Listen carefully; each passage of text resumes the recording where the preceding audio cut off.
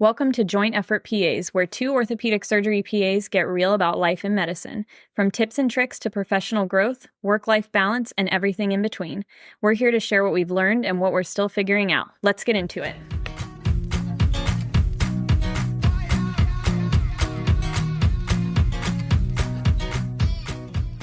We're back. We're back after a long night. It was a long night. It was a great night. It was a good night. Yeah, we had our annual company party last night. Yeah. Like our big one, like the everybody and goes their type spouses. thing. Everybody and their spouses party. And it was also like a 25-year anniversary thing. Yeah. Right? Yeah. So even more special than usual. How do you feel going into stuff like that? Like, do you have a plan going in? I not as good of a plan as you have said in the past that you have, like as far as arrival time and leaving time. I had no plan for that last night. Yeah. But I meant Because you knew you were going to break it. Well, I know. I mean, like, are you going to be like, I don't know. Are you going to be serious? Rowdy? Yes. Anyway, you're going to be carefree. You're going to be rowdy. No, a little spicy. Yeah, I pretty much wanted to be a little rowdy. Okay. Yeah. Did you I accomplished that? it, I think. Okay, Yeah, good. I think so. Good. I think we got the dance floor started. I would attribute that to us. There was some egging on to have that happen. Not that I didn't expect that, but I felt very good about it. Yeah. I didn't talk work listen, like 7% of me maybe talked work. Talking about we did talk work a little bit. So like a little bit. I started my night talking work. Okay, but like it didn't last long, and it didn't last long. Yeah, and that's one of my husband's like pet peeves is that if it goes into that. He's like, I don't, but he said last night at the party, the place we had it for the past 3 years, this was the best one. Really? He had the best time. That's awesome. I asked him for a highlight and he was like, I didn't really have a highlight. It's just that the night went on and I wasn't like, well, get me out of here. Yes. Yeah. Good. Yeah. Yeah. No, I thought so it was a really good one. Like it was the appropriate amount of rowdiness in my mind, the appropriate number of tequila sodas, which I think sits around 5 or 6. I ordered some, and every time I got distracted, I put my drink down and could not find it again. It happened with my dinner plate. Like I got dinner, put it down, got up, did something, whatever. I came back, my plate was gone. And that's like how it happened for the whole night. Cleaning up after you as you go. Yeah. So I remember ordering a drink. I gave it to somebody else. I ordered a drink. I put it down. Ordered a drink and I was dancing with it. I was like, this is stupid. I put it down. Never saw it again. Yeah. So I did consume some drinks. Yeah. We don't know the number. We don't know the number. We have no idea. We have no idea. I also think, and this is why I'm a tequila soda fan, like it's hydrating. I never wake up feeling bad after I drink tequila soda.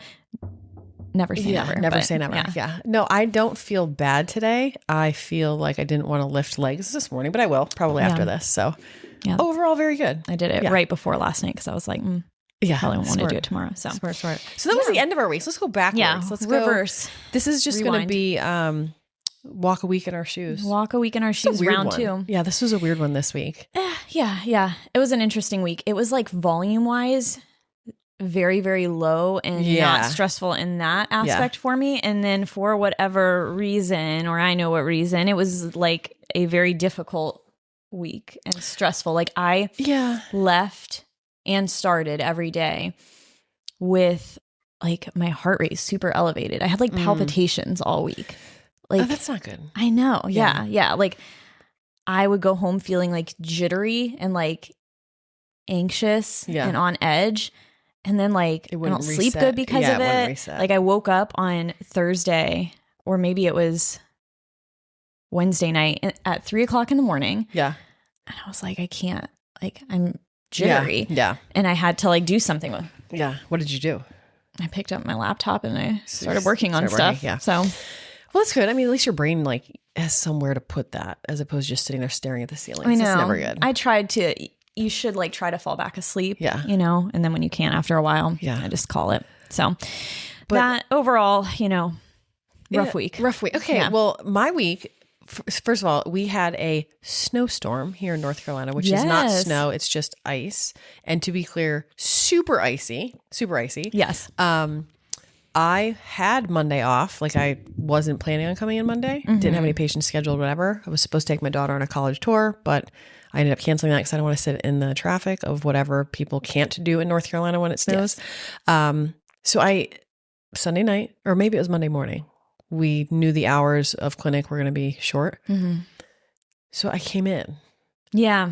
Yeah. But I didn't I wasn't supposed to. I didn't but I thought, I don't know, whenever it rain, sleets, whatever. Yeah. Not technically real snow. I feel like I have to demonstrate that this is okay for me. Therefore, other people will think it's okay. I don't want you driving in and then you're calling me and I'm like, oh, hey, hold on. Let me put my show on pause. You know what I mean? It makes you feel like, you got to go down with the ship kind of mentality. So I thought I would lead by example. And turns out there's not a lot of people in the office to show an example to because it was, but I felt good about it. I actually got some stuff done, did some projects. So that was a weird low clinic day. You always have those diehard patients that are coming in no matter what. Yeah. But the day will go from 30 patients to 5. Yeah. Right. But you're very important to those 5 people. Yeah. Yeah. So. And I mean, you can give them more time. Sometimes those days are fun and enjoyable because you can actually really slow down and give things more time and, work on your side projects and maybe leave with all your notes done. Did you do that? I did have all my notes done. Yeah. I mean, I saw 8 people on Monday, so I really hope so. Yeah. No, I think it was good. Everyone on our team came in and we were coming from different areas geographically. So that was cool to see. And again, I don't think they did it to prove a point. I think they did it because they saw everyone else was doing it. Oh crap, I guess I have to also. Yeah. Yeah. And I think some of this goes back to just what your, expectations are. Mm-hmm. High expectation people expect that of themselves. Yes. And what you were raised isn't the right word, but what you have been developed into thinking is appropriate. Correct. So for example, one provider that I managed decided she didn't want to come in. She was like, I'm just not going to do that. Yeah. So we canceled. Her patients were canceled. So I messaged her and I was like, hey, I'm going to put in for your PTO. And she was like, no, because it was snowing. And I was like, well, it was snowing, but you took the day off. We were open. Yeah. She's like, right, but I didn't feel safe. And I was like, okay, but so that's why you have PTO for certain things. If you have diarrhea, you also don't feel safe coming in. So you put in PTO, right? Yes. I mean, so it was a different type of unsafe. Different type of unsafe, but it was there. This one and another provider, they were like, but my surgeon canceled the day. I was like, right, but that was a choice. If the facility was open and patients had to be rescheduled, you're going to take a day. Yeah. It was a very awkward conversation, but I'm not sure I'm at the end of that, but that was delivered 2 of those this week. It's weird. Yeah. When I first started working here, my direct supervisor, I was an athletic trainer at the time, and my direct supervisor, we had a weekly journal club meeting because it was an internship type role. Yeah. It was not some situation where we were scheduled to be seeing patients or be running a clinic or doing something that absolutely had to be done. Yeah. It was literally discussing articles. Yeah. Which is great. It's not a bad thing. Yeah. I love to do that regularly. We should do that on here somewhere. We should have a journal club. I know. I was actually thinking about that this morning. Next time. But I'm not prepared to. Yeah. We don't have the articles pulled next time. But yeah, it was a snowing, icing situation. Mm-hmm. Roads were not great. I don't live far, fortunately, or didn't at the time either. And everybody was clearly we're not all coming in just for journal club today, right? The roads. And yeah, she did not cancel the journal club. Yeah. And people, I guess, started saying hey, what about the roads? Not coming for this hour thing. And she was like, no, you're expected to be there. And if you're not, that will be one of your days off. And I think we got 3 for the year. So people lost their minds. I definitely came and showed up, and I think I was one of 2. One of the only ones, yeah. And so that's just where my expectations have sat with it. Different. We've talked about this. So you're not like your peers. Yeah. So yes. But there can be good and bad aspects to that because nobody's giving you an award either. And sometimes that's how it can nobody. feel. Well, I was here to recognize you and I definitely walked by and I saw you were here. So I didn't physically give you a reward. Actually, I did. No, you did physically give me a reward. I got Actually, I did. It's not a physical reward, but it is a virtual reward. Yeah, yes. We did get rewarded for it in that sense. But I think high expectation people like ourselves. I mean, I think sometimes when you go into those situations, you're I don't know if I'm proving a point to myself. And then you get into it and you're like, what did I did I do that for? Like, I don't think I feel the fulfillment that I would. Like the higher level, right? So those that make the decision to close a private practice. This is not a hospital thing. It's not like there's someone who owns our building that's like, no, we're not opening the building. Yeah. It was on Sunday, but not on Monday. But for myself, like I'm like, I need to be here for my team, for my patients that actually I didn't have scheduled, but just in case someone came in, someone needed me. My God. I was like, okay, I need to come in. Then you have someone like the front desk people, right? That let's say don't have 4-wheel drive, let's say live 40 minutes away. Like if I woke up and I were a front desk person and all my kids are home from school. Yeah, I get, And I think all of them, not all of them, I think a lot of them called out. As soon as they're like, hey, we're open, they were like, I'm taking a day off. Yeah. Because there's different level of commitment. Is that fair to say? Yeah. For sure, investment in and things. I'm not sure. Yeah. And I don't want to like clump those people together, but I think I felt a responsibility. I don't think the same feeling, if this is our building and, we don't see patients, we don't make money. Like if this were my building, I'd be like, everyone's going to be at work today. Yeah. But I don't think that same level of commitment is there across different. Yeah. But speaking of, North Carolina is just notorious and bad for losing its mind over these types of things. Yeah, it really was not that bad. It was not that bad. So. And then fast forward to Tuesday. So Tuesday, rebound day. We had a late start if you were in clinic. The late start doesn't count if you had surgery at the hospital. So we had a late start. Here wasn't really a late start. Here was like literally a 45-minute delay. So we just did our day. Yeah. And it felt great to get back in the routine, back in the swing. Diehard patients, they were like, I'm so happy you're open today. Yeah, that's why I'm here. We're here. I was here for you yesterday too. Yeah. You could have come to see me then. But no, Tuesday was good. It's ice. A lot of injuries this week. So a lot of the wrist injuries. I know. And I haven't seen them yet. I know they're coming. And I'm already, so like I spent 40 minutes this morning. Yeah. The chatter. I looked at the calendar this morning and I just stared at it for 40 minutes. Like, can I make space and extra days exist that don't exist? Like, how can I, create time night clinic that isn't there? Yeah. Like OR time. Yeah. I recently joined faculty for one of our implants that we started using. Yeah, so I have these peer-to-peer meetings. And these peer-to-peer meetings I gotta get it together. I can't control myself today. So these peer-to-peer meetings are like these Zoom calls, right? So I have to meet with another PA. They have questions about whatever. So the people that set these up are sales reps, right?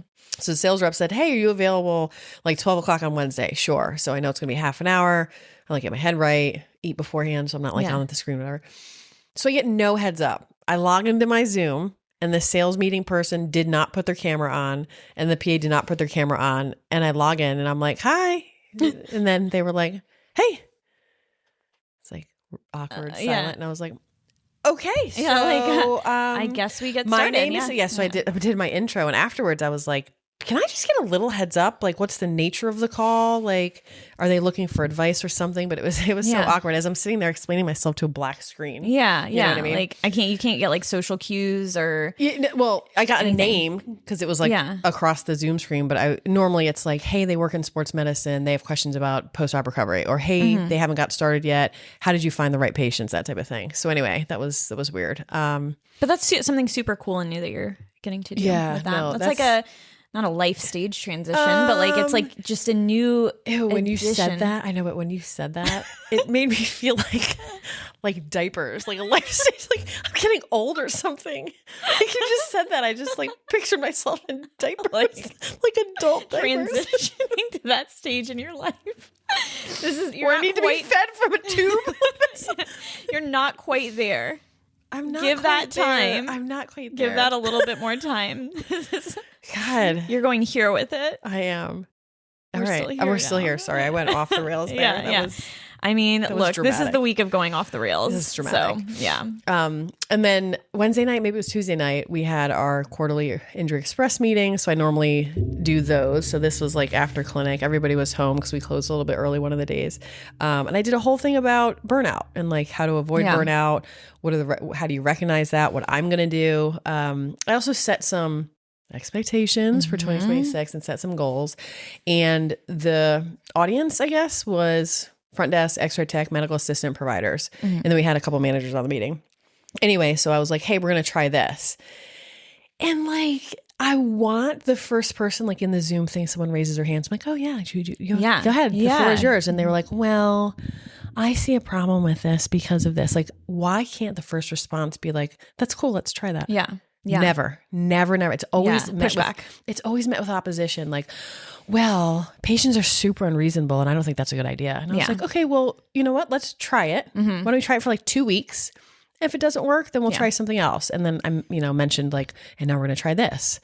Listen to this. You'd probably love this. And if you don't fake it. Okay. So for Injury Express, right? When someone checks in, like at the hospital, I guess, if I have someone, fell and hurt their foot sledding, someone needs a knee injection, and someone fell and think they dislocated their shoulder. Yeah. Green is easy. Easy visit. Like a triage situation. Okay. Yellow's medium. Red, it's going to take a while. Okay. Just take a highlighter and mark the chart. So if you get backed up, you can appropriately communicate to the waiting room, like, I can have 10 patients and it's still going to be a 30-minute wait. I can have 10 patients, it's going to be a 4-hour wait, just so you kind of have an idea. Yeah.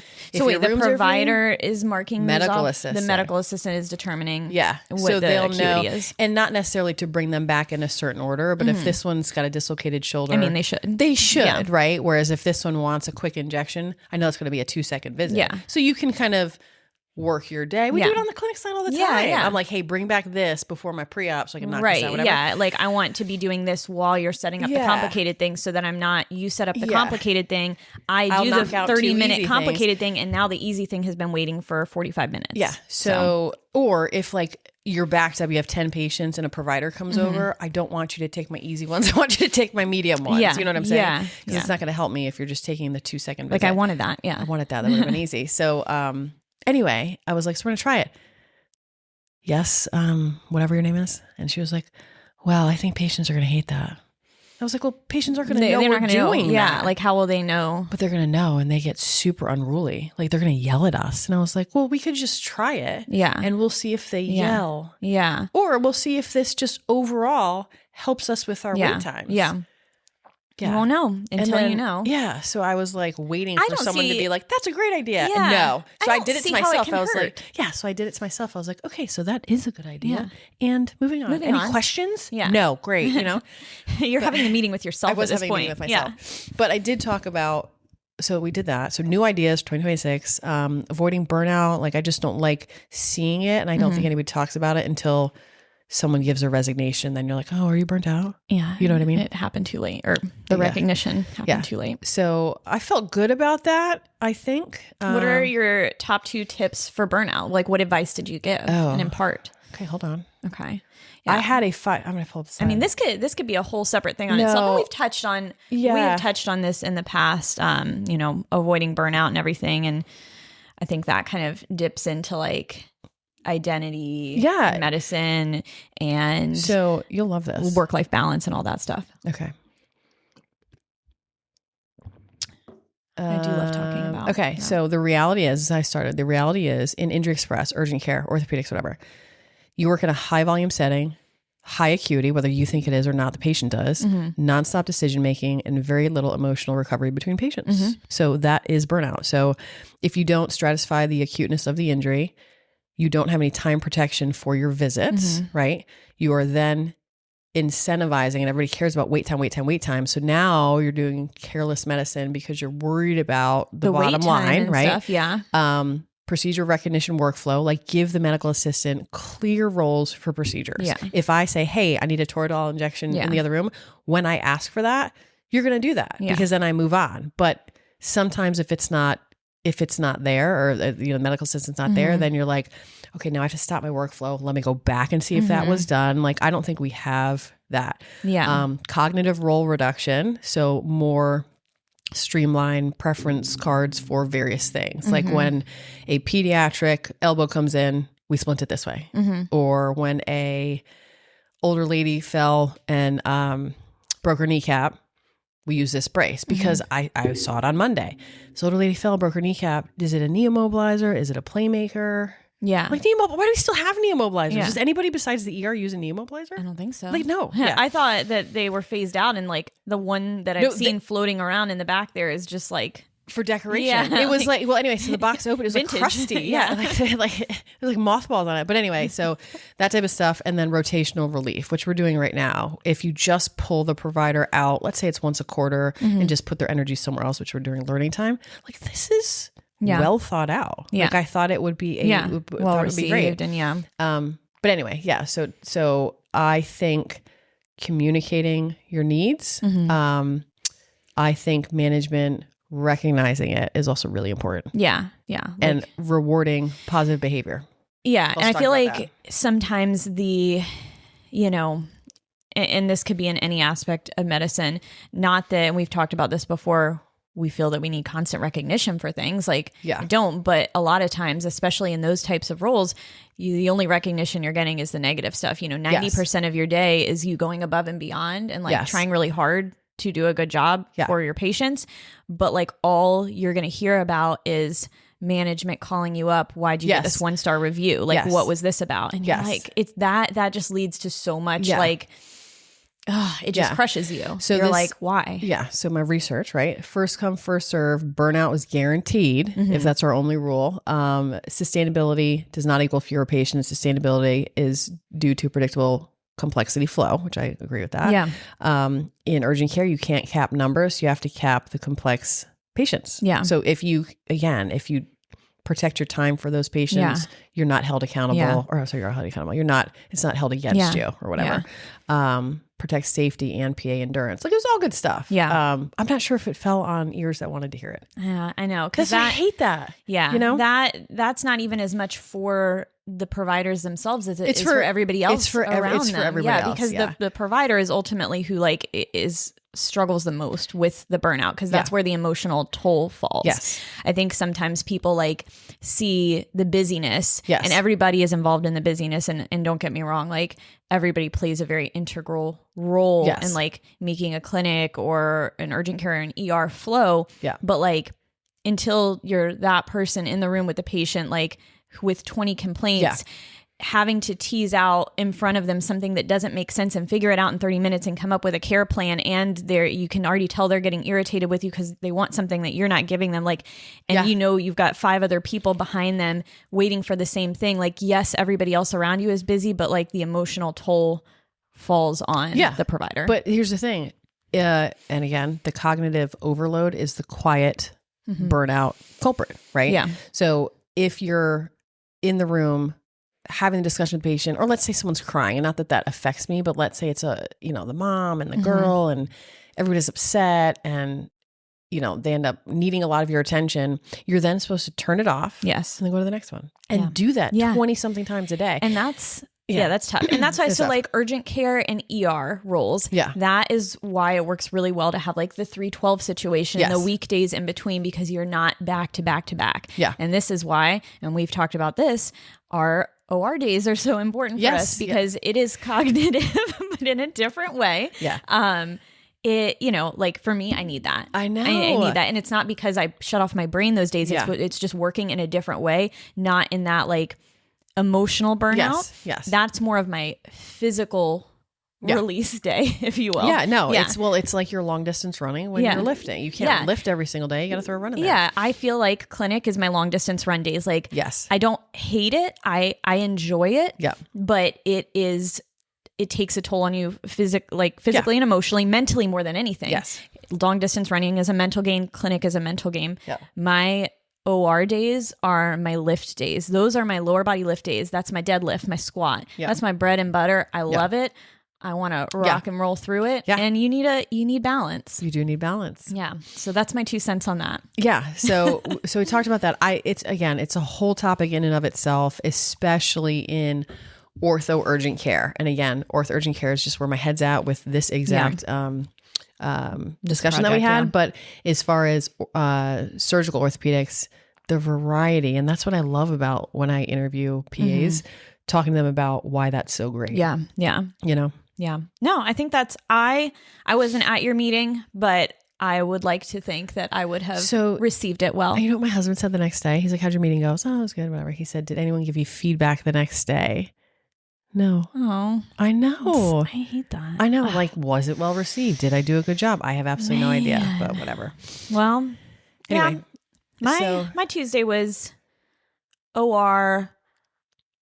We assisted, my surgeon double scrubbed on a big revision case or a big fracture case with one of our other surgeons here. So that was fun. I mean, my role in that situation is a little bit different, but it was a good one and interesting to see. And then had some clinic in the afternoon, just like really scattered, like low volume clinics throughout the week. And then I go to our like northern rural location. I call it the rural location for walkabout. Wednesday, this for walkabout day.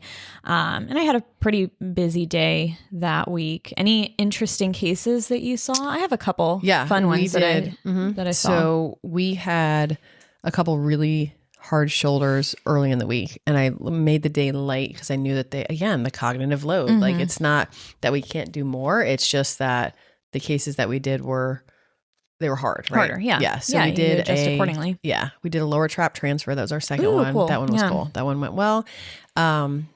We did a quad tendon repair and reconstruction. Oh, you told me about a lady that had tore her quad 7 years ago. Yeah. First of all, ladies don't tear their quads. Is this the one you told me about last night? And I said that it was sexy.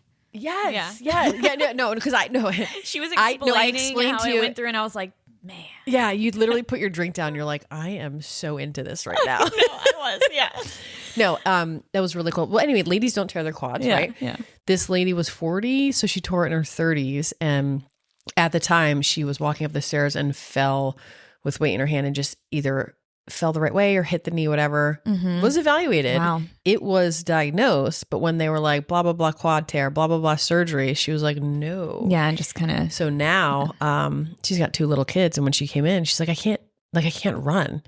I'm like, how do you walk? Yeah. So she had this really weird gait. Anyway, so when we got in there, it was nothing. Like the patella and then the quad was like up here. So I'm like, there's no way we're going to get that back down. So we ended up doing it, but it was that plus the use of a graft. But this lady is gonna struggle. Yeah, I think we had her like 0 to 20 degrees because it was so damn tight. It had to be, you know? But she'll do okay. That's like what I love. That's why I love what we do. I mean, that was like the coolest part of the day. Yeah. I love those. I mean, we don't do those obviously, but distal biceps ruptures. Similar. That's one of my. I love doing those. So I'm very excited to see what she'll look like. She won't be happy till maybe like 2 months. Yeah. So. Anyway, that was really cool. That's a cool case. Yeah. What about you? From a surgical standpoint, I mean, really, we didn't have a ton of volume this week. The doc I work with went to a conference towards the end of the week, so is up learning all the cool things and getting all the good ideas without me in Naples. Not bitter at all. No. It's okay. I'm fine. I think it's more the Naples part. Yes. You know what I mean? Well, yeah. And I mean, don't get me wrong. I love the learning and conference aspect of it, but this specific facility, hopefully we'll get there. Hopefully you get to experience it together. But yeah, from a clinic standpoint, I saw a couple interesting things. I had a jersey finger on Wednesday this week, and I haven't seen one of those in a while, which is surprising. I feel like it's it's not the most uncommon injury, but what's interesting about them is I feel like classically, that was like a urgent, and not to say that it's not, it's like an urgent surgical repair type situation, and a lot of people are not fixing them, and you even said that like mallet finger. We were talking about mallet finger a couple months ago. Yeah, same thing. Mallet fingers.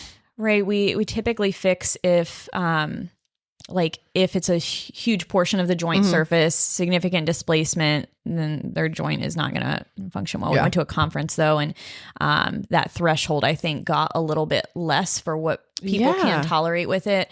And there's a lot that goes into it too, like the age of the patient, what their functional demands are. Like I had a kid who played guitar, and isolated DIP flexion and extension is very crucial. So like having that range not being as stiff is super important. This was my daughter's friend, and I remember seeing this X-ray, and I'm like, oh my God, you guys should fix that. And yeah, no, like, totally. This was right at the time. Yeah. I know, and that to me, I'm like, holy crap. No, but yeah, well, that's interesting. Yeah.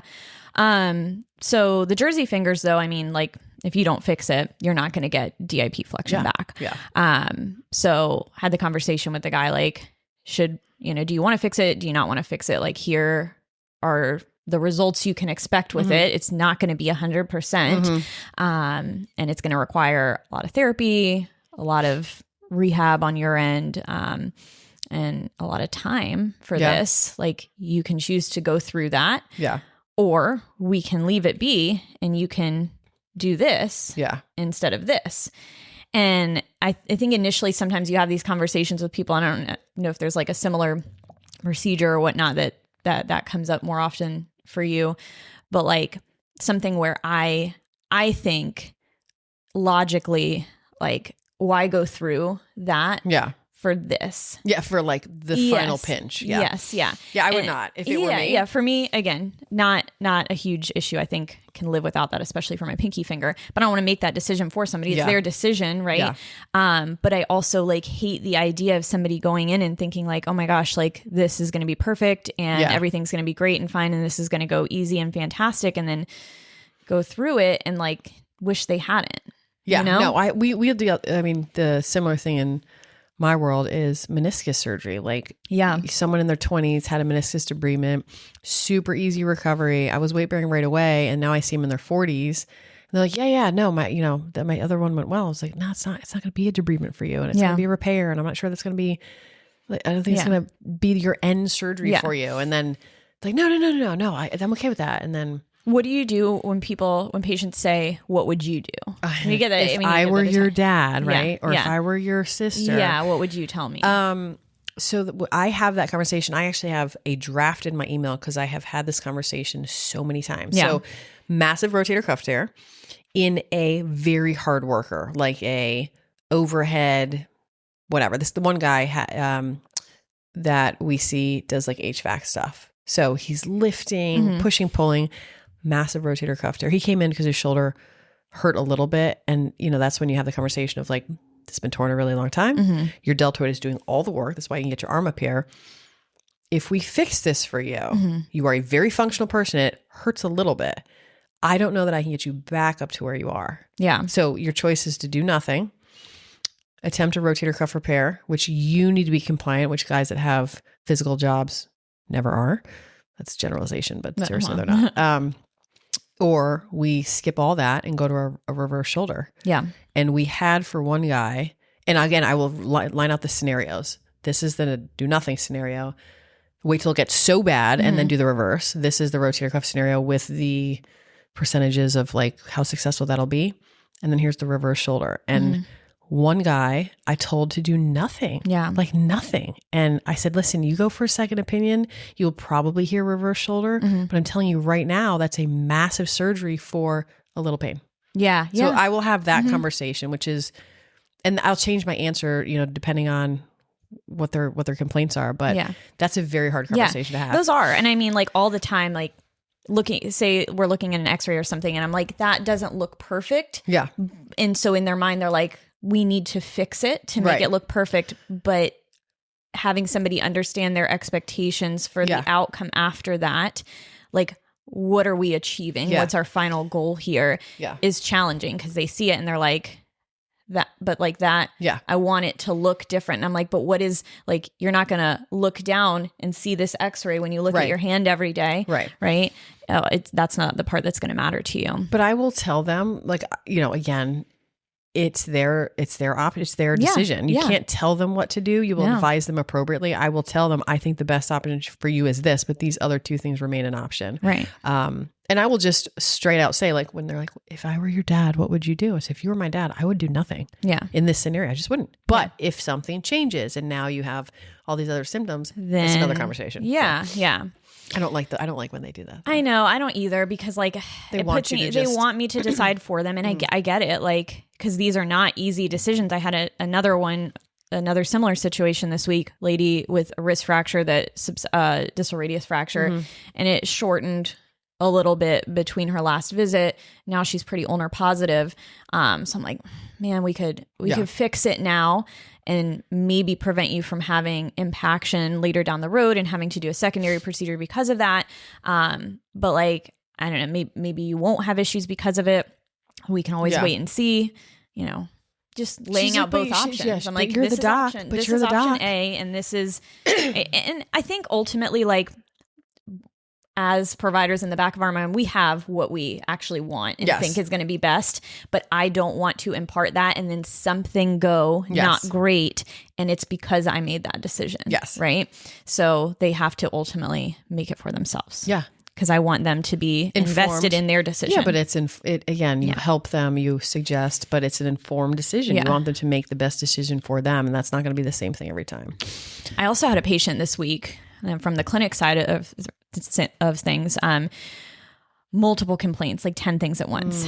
Love that. Yeah. Mm-hmm. And I will say, fortunately, it was at the very end of my day on Friday. So I don't know, this situation would have gone completely different.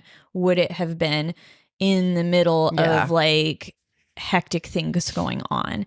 But I think that was just kind of like a reminder to slow down, and back to what you were saying about like the practicing like fast medicine to get to the bottom line of things. Yeah. There's also a big language barrier between me and this patient. And so I know it's like the perfect storm of that's all the stressors in one room. All the stressors. The daughter interprets for her.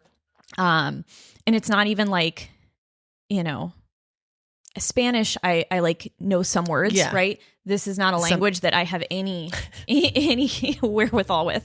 So, there's a language barrier. They initially came in and like, where does it hurt? All of it on both sides. And I'm like, so my initial visit, I probably was in more of a rush situation, ended up getting a nerve test because what she was describing sounded, I was like, I don't know, is it coming from here? Do you have peripheral? Let's get this. Yeah. Because the exam is not super clear. Comes back, has findings on the nerve test that are positive, but I make her re-explain, okay, like what is going on with like you? And totally it doesn't match what I'm looking at. I'm like, okay, like, yes, this is positive. We aren't going to address it. Like, I don't think us doing surgery for this is going to fix what you're describing. What are the top 2 things that I can fix for you? I can't, like, they can't decide. She can't decide. She's like, it's all of it. It's here. It's here. It's here. The top 2 things, my right side and my left side. And, like the thumb, I'm like, okay, let's x-ray your thumb, see what's going on there. Because like this pain you're having in the base of your thumb isn't coming from the findings I saw in the nerve test. She's like, but would my pain in my thumb be causing my pain here? I'm like, also no. So I examine the shoulder too. This is going way out of hand at this point. It's off base. X-rayed the shoulder, rotator cuff chronic tear for sure. I'm like, this is probably actually where most of it is coming from. Like, because it can be like very difficult for people to decipher. Like, shoulder pain can, this sometimes cause really weird downstream symptoms. You inject their shoulder and there's not like a great medical reason for it, but like everything else gets better. That's what I'm hoping will happen in this situation. Is that what you did? I did. I injected her shoulder. I'm like, you're going to come back in 4 to 6 weeks and we're going to see what else remains and then address it separately. And I had to have that honest discussion. Like, I cannot look at each of these individual things and fix them all at once. And as I had my hand on the door handle to leave, they were like, what about her other arm? And I was like, fade. Yeah. Like next time, maybe. Yeah. Those are challenging. I get it though, but because I think it left on a good note, and I hope and think that it did the right thing for it. But I know, but when it's a translator situation and they have all those complaints, if you had the translator there, part of me would be like, let's knock it out right now, because I know, next time they're not going to come with a translator. Yeah. And then you got to wait, and then it's the phone thing, and then the phone translator. But it's hard to practice the way you want to practice when you have those variables and all of them in one room. That's really hard. Yeah. That variable, workers' comp variables. Yeah. Waiting for authorizations, all these things, the bane of my existence. Yeah. On a positive note, I promised I would mention this. So there is going back to Friday, we've circled through the full week now, which was yesterday. Yeah. And our party situation, I think there was some matchmaking that happened. Oh my God. What? Yes. Wait. What? One of the girls here I was talking to a group of people, and we were talking about like, oh, if they've been going on any dates or anything like that. And another girl was like, wait, I have the perfect person for this other girl. Yes. Yeah, you told me this last night. Yes. And then come to find out, as the evening progressed, like 3 other people know this person, this guy that they want to set her up with. And it's like, I don't know. We're going to see how this plays out. Okay. Yeah. There could be some matchmaking from that. So that was fun. I enjoyed that. Second half. I will have to update everybody as this. Oh yeah, definitely. So yes. So circling back to Friday. So Thursday night, again, anyone who spent the day with me on Friday has heard this story 500 times. But as the week went on, my dogs got in a huge fight. We had to bring him to the vet, put him under general anesthesia. Between the 2 of them, there was like 15 or 16 lacerations that they had to have stitched. That was like something in the middle of the week that we just like didn't expect ever. So Thursday night, getting out my outfit for the party. Can't find my other shoe. Like I cannot. It is not located in my house. My entire outfit is dependent based on the shoes. My entire outfit is dependent on the shoes. Oh my God. Yeah. So I immediately blamed my 16-year-old daughter because of course she tried it on and left it where she tried it on. She's like, what are you talking about? So tore her room apart, tore my room apart, can't find the shoe. So I'm like super agitated, right? Yes. Going into Friday. Didn't have an outfit for the party. I ended up throwing something together, which is fine. No, it was with a different pair of shoes, which ended up being okay. My feet still hurt, by the way. Yeah. But anyway, so that was Thursday night. Friday morning, the first patient that we see, ACL. She's 46, which again, back to my sticker system, it's already a yellow, right? Yeah. She's gonna struggle. The PA that I work with, he did the pre-op, and I remember him telling me, he's like, hey, this one's I don't know about this one. I was like, okay. So I get here, she's not blocked. She's still has the doctor in the surgical bay. So like we haven't gotten past that point yet. 7:15, 7:20, 7:30, 7:40. Oh my God. Okay? Oh my God. I haven't blocked her yet. So the issue is, she says, I don't want to take any narcotics. The pharmacist told me that I'm allergic to every single narcotic. And we had prescribed her hydrocodone and tramadol. And she told us she wasn't going to take the hydrocodone. Okay.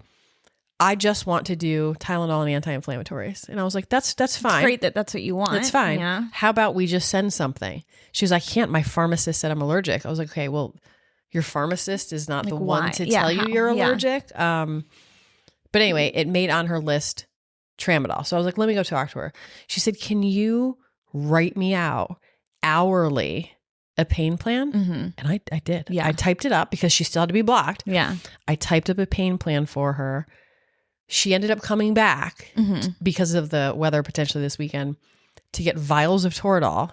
She's a nurse, to inject herself. Oh, wow. Okay. So we gave her that. Yeah. When she comes out of surgery, she's literally yelling for Dilaudid. I need Dilaudid. Oh, I'm sorry. I thought you were allergic to it? Yeah. Yeah. So guess what she got? Dilaudid. Guess who's not allergic to it? The lady. Yeah. So anyway, so she said, can I just get your direct extension so I can talk to you? I called her Friday at 5 because I needed to do it before the weekend. I called her this morning at 9. I told her I would call her Sunday. She's scheduled for a rescue block Monday, just in case. Oh my goodness. But we will have some weather. Yeah. I don't know if we'll be open on Monday. She's like, well, on the sheet, you didn't put a contingency plan. What if I can't come in for the block? Oh my gosh. Which is when we had her come back in and get the vials of Toradol. These things are wild. So they the doctor, take the capacity. So the surgeon was like, why today? Why right now are you asking me? Like, that's why we do a preoperative visit. You show up today. And she said to the doc, she goes, there has to be another med. He's like, there are other meds, but you won't take any of them. Yeah. Because you're allergic. Yeah. So she's like, I know, but you're the doctor. Isn't there something else? And he's just like, I wouldn't be gatekeeping something. He's like, are we done? Yeah. Are we done here? Like, are we going to do this? Anyway. So that was Friday morning. Isn't that crazy? Oh my gosh. Those are so frustrating because like you only have a finite amount of options for people, but right? Again, and like setting expectations. Yeah. But everything about this patient. So we emailed them a post-operative video of our doc, like telling them what they did. She won't give us her email. She goes, I prefer a text. And I was like, can you just give us your email? Yeah. She's like, okay, but I'd rather you text it to me. Yeah. Like those people that come in and they must control every little thing. Like it's not going to work for you. Oh yeah. Yeah. And you just know that like everything's not gonna. So we started that surgery At like 8:30. We started late. That was our first. That's crazy. I know. 8:30 is like an hour late. It was an hour late, but I taught her for Friday and she sounded good. And today she sounded good too. So yeah, I think also in those situations, right? Like, I mean, it sounds like it was a little bit delayed in the sense that she was still having these questions and issues in the bay right before. Yeah, but like, you put in a ton of effort on the front end. To avoid hopefully that will, scenario. You won't have to on the back end deal with as much. Well, cool. Anyway, good. And then, so then fast forward through the day, got through the day, got another outfit, went to the party, and here we are. It was great. It was fantastic. It was supposed to be snowing excessively right now, and I see none. Yeah, no, it's supposed to start at noon, so yeah, maybe soon. Maybe we will. All right, well... Until next time, I don't know. What are we going to talk about? Are we going to have a journal club next week? Yeah, I think we should do something clinical. I'm very excited to talk about that. Yeah. Let's just find, I got a lot of stuff that we can talk about. Yeah, we have a lot of things to discuss. I'll be coming off 48 hours in Vegas. Yes. Oh my gosh, I forgot about that. Yeah. So we can talk about that. We can talk about that. Yeah. Yeah. All right. Okay. Have a good week, guys.